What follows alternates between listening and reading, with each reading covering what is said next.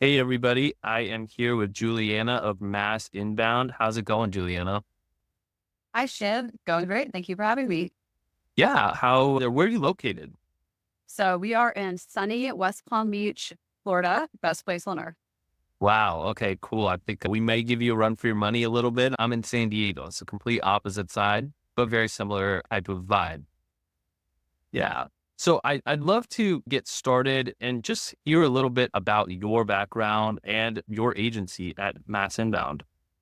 Okay. I will preface this and start off with my background by saying the thing you're not supposed to say. I took a victory lap or two in college. Okay. I took my very first marketing class in the ninth grade. Okay. Parents on their small business. So I'm like, oh, I can help them out. And also, there is a mean Spanish teacher. So your only options were risk, you had a 50% chance getting the mean Spanish teacher or take a work elective. So I took marketing and I loved it. I have known since the ninth grade I wanted to go into marketing. I even did DECA, which is a marketing club and marketing competitions in high school, and I loved it and thrived. I went to about a state university in South Georgia and I graduated a degree in marketing from there, even though it took me a little bit of time. And then I ended up after college, I've had various marketing positions. And it was always like I was the one marketing person in the office and I was doing absolutely everything. And they're like, oh, can you do email marketing? And I'm like, sure. How do I do email marketing? And I'm like, all right, so we're going to get MailChimp. I'm going to figure out MailChimp. I'm building automations in there. I'm just doing absolutely everything. So after years of that, I saw a job opening with Mads Inbound for a Facebook ads specialist, which I have been doing. I always tell people I started out on expert level because my first ever Facebook ads were for a mortgage company, which is a special ad category. Love Of it. the absolute hardest to build, especially for lead generation, because you can't ask their credit score, but like Right. we're good if you have a back credit score. So all of that cumulatively led me to Mass Inbound. I started as a Facebook ad specialist, and after only 9 months of that, I became director of media. So now I oversee the whole department, all of the Facebook Nice. ad specialists. We have a streaming product specialist, Google product specialist. So everything paid ads and media production for the ads falls under me. And I get to lead the team and I really get to do the fun long-term strategy stuff. Wow, that's really cool. It's a little interesting. We have a kind of a similar story because I grew up doing the same thing for my parents' small business. I was a marketing guy, and that's where I really learned about marketing. And even my first couple of jobs, I think my first job right out of college was for a custom home builder, and I did all of the marketing, the editing. You just kind of, it's really cool because like in the moment it seems hard, but then while you're doing it you really look back on that, you're like, that's where I formed everything, all the knowledge because I just had to. And I think that's where you grow the most. And learning Facebook ads in general is going to be hard no matter what. But having to do it for a mortgage company and things are getting rejected, and I didn't even know they could get rejected. I got to figure out.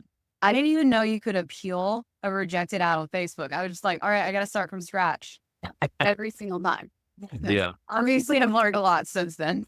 And your agency focuses on helping businesses develop like comprehensive growth strategies across multiple areas, right? Strategy, content, web development, and a lot more. Yeah, how do you ensure that all of these elements integrate smoothly and create like a seamless client experience? So when we first started out, and my boss and the owner, Ken Massa, he was just doing Facebook ads. And things grew from there because he realized, all right, I can run a Facebook ad, but if I don't have a good, legitimate website to send people to, that means nothing. And then, all right, my website's here. Now I've got to do SEO. And oh, I have a website. Now I can run Google ads. So it really started off small. And then over the years, we've tweaked and figured out that we see four specific pillars that we're looking for and that we focus on, which would be strategy and consulting. So we offer that to all of our clients. You need a long-term strategy for any of this to work. We could do any of these things one-off. You still need a long-term strategy for design. Then we have the paid ads department. So that'd be Facebook ads, Google ads, streaming, anything digital. We also have the website design and development. and then we have our content and everything that falls under content. Mainly for us, we have a podcast studio, but Oh, the big setup that we come in, we could shoot the videos for streaming. And then we have a few clients that we go on site to create content for their ads. wow. That's really cool. And I know earlier you mentioned that you specialize in Facebook ads after like years of handling a lot of roles, right? But I guess I'm curious, how did that transition into specializing into Facebook ads really change the way you approach marketing? And what impact did it have on your growth as a leader within the agency? To be fully transparent, I didn't even think I wanted to specialize in Facebook ads. Mhm. Like, I was not happy at my last job. I'm like, all right, I want to do something else. This came up and I'm like, okay, I can do it. But we'll just do that all day long. Like it can be so frustrating. Mhm. Once I specialized in it, it became so much easier. Yeah. And I had no idea that would happen. I was just taking a risk of, hey, I think I could be really happy here. Let me go and see what I can figure out. And then being able to look at it and have a specialist position, I can move so much faster in Facebook. Right. I can do things that I couldn't do before. I know so many different strategies to fix a failing campaign. Whereas before I'm just like, I tried it, I didn't work. Because Right. I didn't have the experience. And then I didn't have the oversight I didn't have the oversight and the data to look at, hey, it's an election year. Right. There's inflation. Like we've just had all these natural disasters. Ad spend is Mm. it has totally changed how I've been able to look at it. And I think specializing is just so much easier. But then for the client perspective, the ads are so much better when you can have someone who's specialized in that. Not Yeah. only the creation of it, but optimization, which I didn't even know I needed to do before I was here. Yeah. It's like you're juggling all of these balls and then you put them all down and focus on one, and then everything becomes focused on that. We have such a great team, but pretty much everyone here has had the one-off marketing position where you've had 27 different roles. Right. I think it's so common in the marketing and advertising industry. There's so much overlap. And a mom and pop business is hiring one person for that. They've got no idea the difference in marketing and advertising, what these roles should be. Right. So we all have a great, unique perspective. And then we're able to brainstorm and to have a team of people we can brainstorm with and bounce ideas off of versus like a boss who's just sitting upstairs typing on a computer saying, hey, I want to try this, and be like, okay, cool. To have this feedback and to be able to build off of one another to get a really good idea, Yeah. that's one of the most unique things that we offer. That's awesome. And I want to talk a little bit more. It sounds like you guys focus a lot on lead generation, right? And specifically, it seems like lead generation for high-end service providers is pretty like complex, right? I think that you need like a strong back-end setup and pretty precise execution. So what are some of the most like common mistakes businesses make when setting up these campaigns? And how do you help them overcome those challenges? This is a very loaded question. So yes, we specialize in lead generation. I would say our current niche is high-end luxury home services. Okay. So if there is a product, it's not something that can be sold online. You still have to go into a store somewhere and buy it. So think a high-end furniture store. Right. And then also services like home services, roofing, windows, stuff like that. You can't just buy that online. Someone's got to come out. They've got to give you a quote. So there are several different difficulties with this. The number one thing being on Facebook. So to any of my other Facebook ad people, listen very carefully right now. Facebook has a new feature called Advantage Plus Audiences, and it's their AI audience. And basically, you plug in what you normally want, and then they'll say, okay, we're going to show this ad to people like this, but it could serve out of your area. Advantage Plus Audience will make it serve out of your service area. So I've got a company in Atlanta who can only take people in like a 30-mile radius in Atlanta. And then I use Advantage Plus for them. Space was like, oh, this is our great new wonderful tool. Yeah. Getting leads from Arizona. Getting leads from DC. And Wow. that's like, why do I pay for this lead that there's no way I can service? Yeah. So that was interesting because Facebook is like, no, that's not what's happening. Mhm. That's something you have to keep in mind when you're working with AI tools and certain new features. Yes, these things sound good, but they might not actually work for you. We'll give a little statistics like businesses that use lead generation saw a 33% lower cost in leads. That sounds great. When you click on a little bubble with the little info bubble next to it, it says for businesses from like January 1, 2023 to January 30, 2023. In Facebook world, that data is so irrelevant. Yes. That means nothing. Like they're not continuing to test this. So Yeah. one is we have a very small service area and we have to be very particular with how we run ads and where we run ads so that our customers get qualified leads. And then our second issue is, of course, always lead quality. Right. Premium luxury items, like minimum cost $10,000. So I need to make sure that I have a very qualified lead seeing the ads to start with. They do offer financing. That is an option. Very hard to run financing ads on Facebook. Yeah. Guy doesn't have as many issues. Mhm. We're not asking for credit information. We're just saying, hey, these start as low as $79 a month. And Yeah. Facebook project that even. So we need to get in front of the people who can pay cash. I mean, the lead goes into our CRM and then the salespeople get it out of the CRM. Then they can say, oh, hey, by the way, we do have financing plans. We have monthly options. So working with the service area is very hard. And then there are so many different things that we do to ensure lead quality. And it is that it would be very overwhelming to someone starting out because Facebook will say, hey, don't use the high intent lead form. Don't add too many questions or people won't fill it out. I want the high intent lead form. I want to scare away someone who can't afford this. Yeah. So much of the specialist position and lead generation is about researching yourself what works and not necessarily taking Facebook recommendation.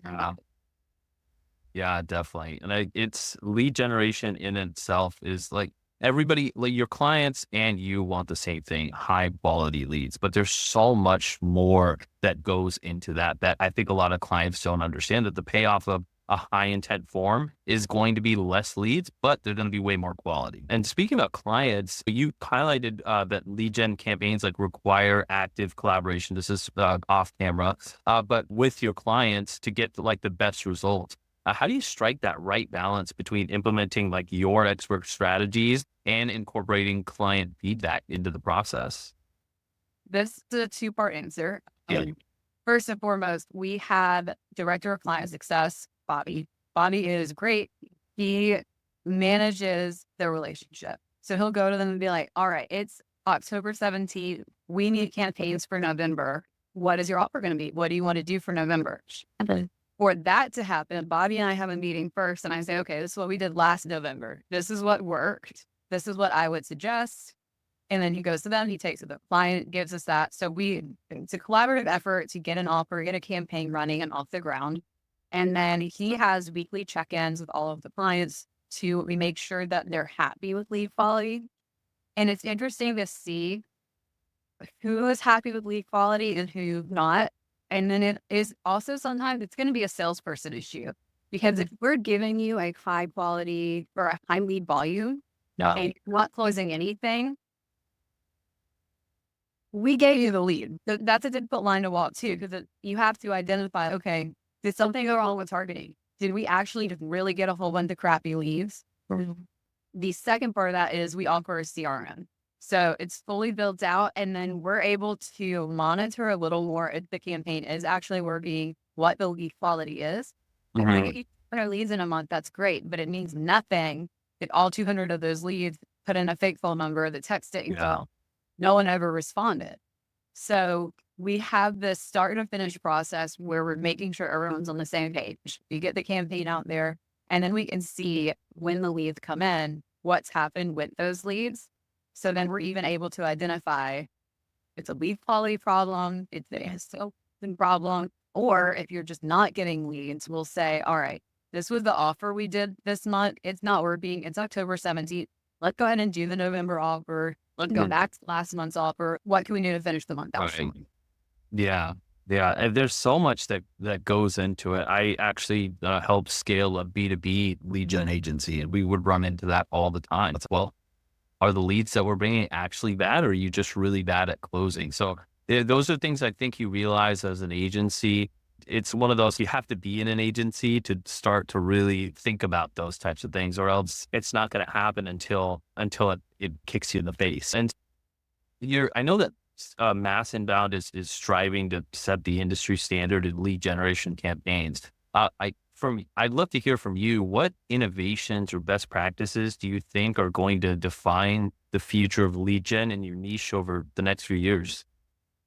I think lead gen is going to rapidly change, and it is continuing to do so, just from all of the Google tag stuff, cookies, Facebook, everything's changing. There's new legal stuff going on, even down to, can we send a text to this person who filled out the lead form?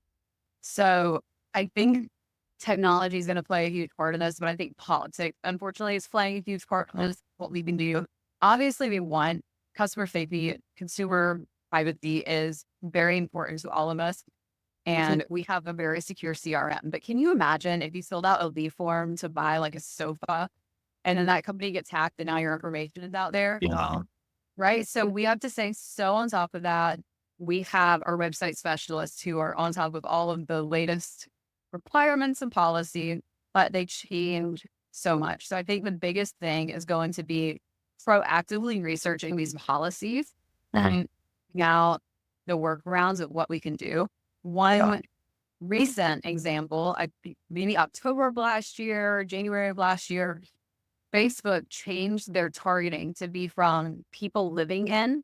So I would say just people living in West Palm Beach, Florida. Now the targeting is people living in or recently in West Palm Beach. We have a big airport. We have a tourism industry. That really throws us for a loop, and it does lead to unqualified leads, and there's nothing you can do. Yeah. In that situation, what you do is educate the client, because there's nothing I can do to make Facebook give me that feature back. Yeah. And for Google, it's the same thing. Like, we could put in zip codes. We could say, okay, just target Palm Beach Island, which is a small island. Right. We'll target then. And Google will say, oh, no one on Palm Beach Island is Googling that. Yeah. That's Googling the search result. And we're like, we know that they are. Yeah. Your data is just, there's so many protections. Yeah. Your data that Google can't, either they're like, oh no, no one's Googling because they can't see it, or they can't share it with us. Right. So these are the two biggest things that we try to overcome. But client education is a lot of it, where it's, hey guys, we were able to do this for the past 6 years for you guys, and now we can't. So we're just letting you know that the new feature that changed, we may get some people out of the service area. It shouldn't be many, like less than 1 or 2 per month, but this could happen. Yeah. Just communication up front is the key. And when you go into it with that, or if you go in and say, hey, we're going to try something new, you don't know if this will work. Just being honest about it. Yeah. That goes such a long way. Right. The people that are willing to play ball with you, the clients who are just full send on board, they're okay with you testing anything. Yeah, definitely. Definitely. And when I hear you talk, I hear somebody who is very passionate about hands-on client involvement and like crafting like the perfect campaign. And do you find that there are opportunities to collaborate with other agencies or specialized teams to like further enhance your service offerings for clients? Do you guys do that? Of course, we have several different companies that we work with. For example, we have a traditional media buying company we work with that just does TV and radio advertising.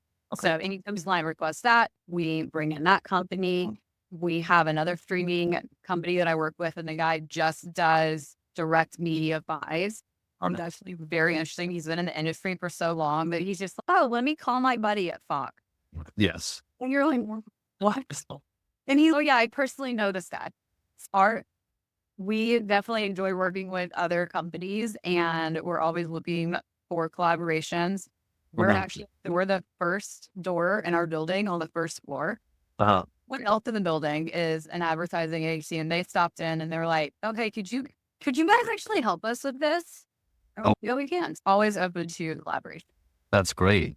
And one last question. I really want to talk about your journey here. In your journey from Facebook ad specialist to director of media, I'd love to know a little bit more about how your experiences shaped the way that you now train the team members. What advice do you offer them to keep their focus sharp while navigating what seems like a complex campaign sometimes?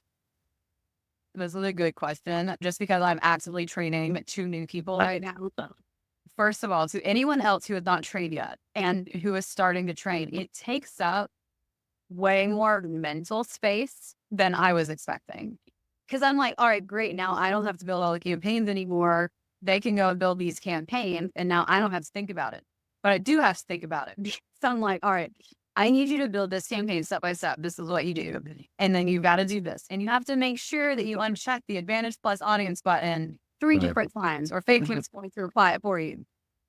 The hardest part for me was I've been doing it and I can do it so quickly, having to dial it back.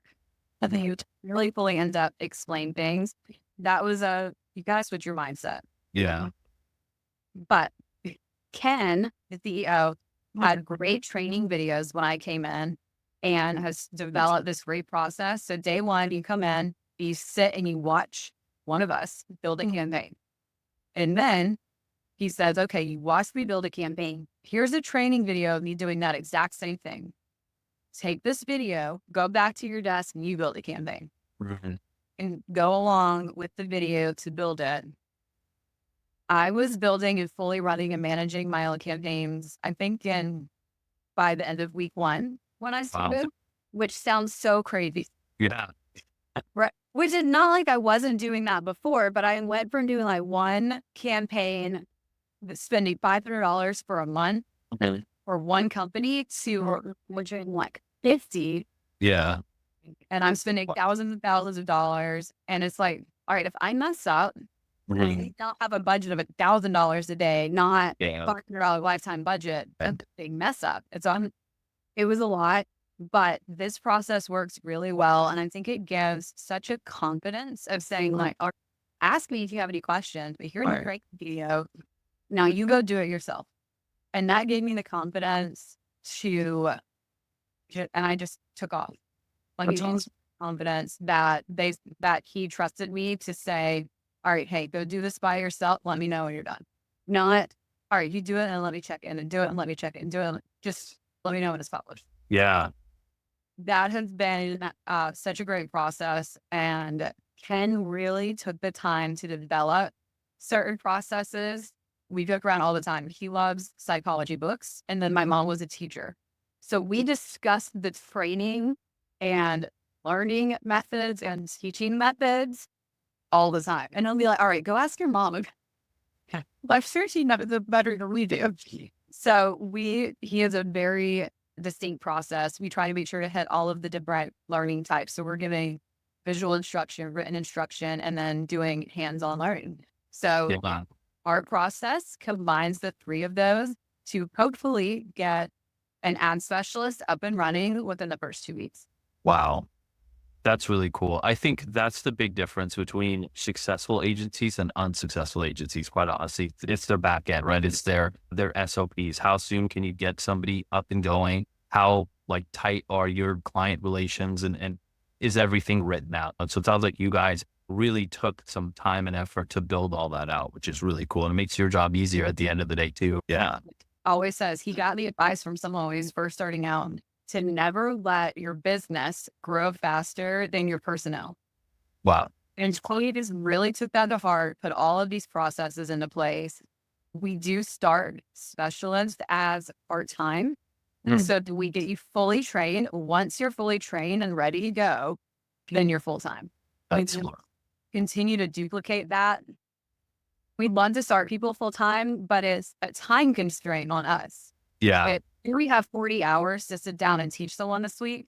Yeah. I'm not getting all my work done in 50 hours a week. Right. We need part-time for now, but we'd love to continue growing and start full-time moving forward. That's great. Juliana, this has been awesome. I think it's been really tactical, real boots on the ground type of stuff, which for the audience, I think is really helpful. Where can people find out more about you, find out more about your agency? Where can they go for that? All right, you guys can check us out at massinbound.com. We're also on Facebook and Instagram as at massinbound, and we have a YouTube channel. I'm actually currently doing a series just on the most common misconceptions in small businesses. So the things that we see wrong in the small businesses that come to us, we're doing a whole video series. We're addressing those. We're teaching small businesses how to do it on their own. And if you can't figure it out, then let us know. We'll help out.